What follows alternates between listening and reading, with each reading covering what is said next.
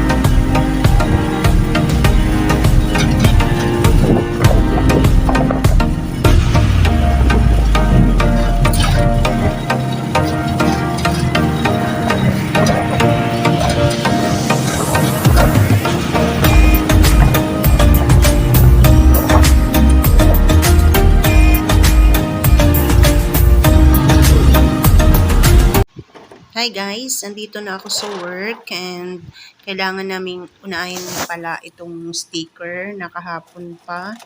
Kasi nga kahapon pa to, medyo late lang siya kasi nga pinrint pa siya, kailangan pa siyang i-print. So ngayon namin siya uunahin habang wala pa yung resibo. So unahin siyang igupitin, din iakit sa taas para maitatak na siya.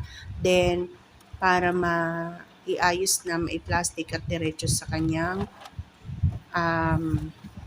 carrier o anong siya, JNT or Lazada man siya. Ganon. Since mauuna sila dahil yan ay mga na kahapon pa. So bali hindi lang natapos. So yan ang unahin namin habang wala pa yung resibong panibago. Kaya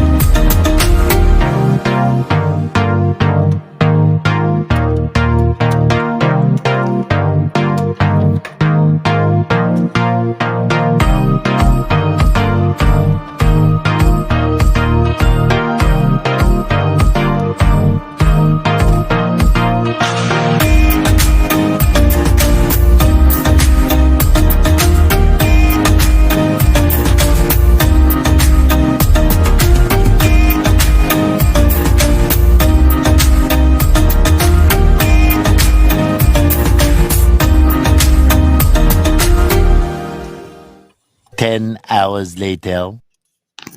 Hi guys, eto nga, may resibo na. So, galaw-galaw na, baka ma-stroke. Kailangan ko nang umikot. Ikot na ako kasi may resibo nang dumating. At kuha na rin yung unang ginupit naming sticker. Nandoon na sa taas at tinatatak na nila. So, yung resibo na hawak ko ay konti lang naman siya. Bali na sa 67 pieces that time. So, ayan, start na ako mag-collect by code. So, kung anong na-request ng buyer, yun lang naman ang aking kukunin sa mga stante. So, yan yung mga nakikita nyo stante na bakante. Hindi na siya vacant ngayon kasi punuan na yan siya. Bali, may mga bagong design tayo, guys. Okay?